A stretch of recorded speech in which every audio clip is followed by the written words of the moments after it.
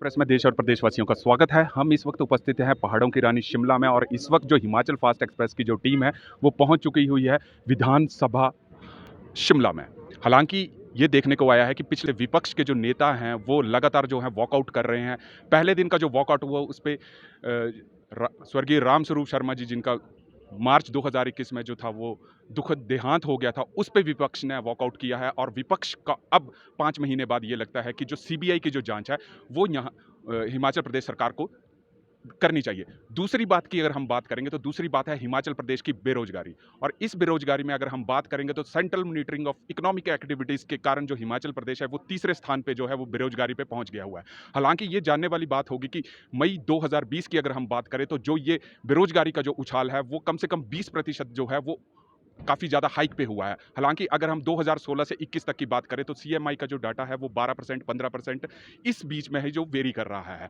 अब यहाँ पे ये जानने वाली बात होगी कि जो हिमाचल के युवा जो कि बाहर अलग अलग प्रकार की जो नौकरियां करते थे वो एकदम से जो कोविड था उसमें लॉकडाउन की वजह से जो है वो हिमाचल में आ गए। तो यहाँ पे जो बेरोजगारी है वो हिमाचल की अपनी नहीं है, वो कोविड कॉल में जिस हिसाब से हमारे पास जीडीपी गिरी, कारखाने बंद हुए और अलग अलग प्रकार की जो यूनिट्स थी वो बंद हुई। तो अब यहाँ पे ये जानने वाली बात होगी कि हिमाचल प्रदेश सरकार जो है इस बेरोजगारी को किस हिसाब से जो है टैकल करती है।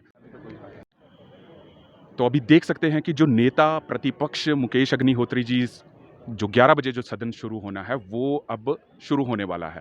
हालांकि अब ये जानने वाली होगी कि आज सत्र का जो है वो किन मुद्दों को लेके जो है वो विपक्ष जो है सरकार को घेरने की कोशिश करता है। मैं आपको यहाँ पे बता देना चाहता हूँ कि 3 दिन से जो है विपक्ष जो है लगातार वॉकआउट कर रहा है और आज ये जानने वाली चीज़ होगी कि किन मुद्दों के ऊपर चर्चा हो रही है। हालांकि मैं आपको ये भी यहाँ पे क्लियर कर देना चाहता हूँ कि पिछले 4 दिन से जो लगातार वॉकआउट हो रहा है उससे हिमाचल प्रदेश सरकार को जो है कहीं ना कहीं जो नुकसान हो रहा है, हमारे चुने हुए प्रतिनिधि अगर आपस में चर्चा नहीं करेंगे तो यहाँ पे जो हिमाचल प्रदेश की सरकार है, हिमाचल प्रदेश की जनता है, तो जो उनकी मूलभूत सुविधाएं हैं उनको सुनने वाला जो है वो कौन होगा।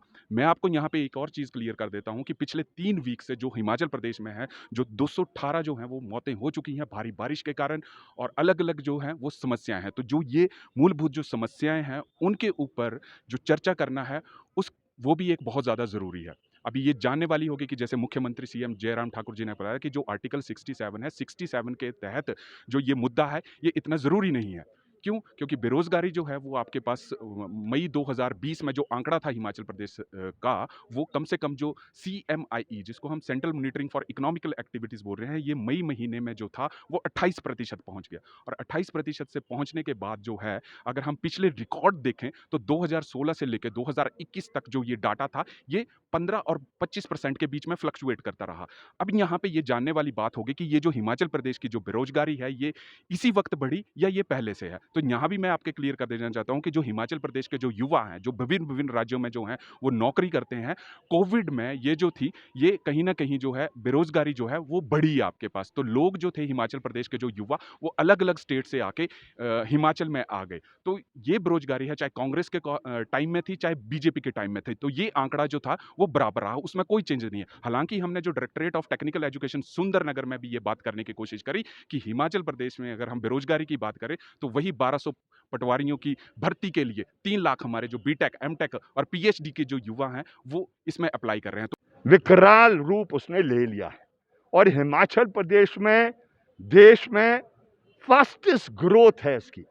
अगर मेरे आंकड़े सही है तो ये 15 पॉइंट कुछ की रफ्तार में क्या कहते हैं बेरोजगारी हिमाचल प्रदेश में जा मैं एक इंपॉर्टेंट क्वेश्चन पूछूंगा कि ये जो आंकड़ा है आपका, अगर हम सीएमआई की डाटा की बात करें जो central monitoring for economical activities है, वो कोरोना काल में जो था ये आंकड़े बढ़े, पर अगर हम पिछले 10 साल की बात करें तो 12-15% जो था वो बढ़ रहा था। तो आगे आपकी क्या रणनीति रहेगी सरकार को?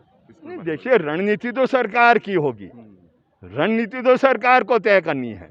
हमारा तो ये है कि सरकार पर हम एक दबाव दबाकर या सरकार का ध्यान आकर्षित कर कर सरकार को समझाने की कोशिश करेंगे कि ये this is a very important question. Himachal का विकास करना है तो हिमाचल में जो आपके पास ऊर्जा है, ह्यूमन रिसोर्स सबसे बड़ी ऊर्जा होती है, उस ह्यूमन रिसोर्स को आप कैसे इस्तेमाल कर सकते हैं, प्राइवेट सेक्टर में कैसे कर सकते हैं, सरकारी सेक्टर में कैसे कर सकते हैं, आपके साधन कितने हैं और उसके आधार पर कैसे कर सकते हैं। तो हमारी तो दिशा उधर को रहेगी। करना सरकार ने है, क्या करना चाहती है वो सरकार बेहतर बताएगी। मेरा काम तो ये है कि सरकार को जो मुख्य प्रश्न जनता के है उसको उजागर करना है, जिससे सरकार की दिशा बदले।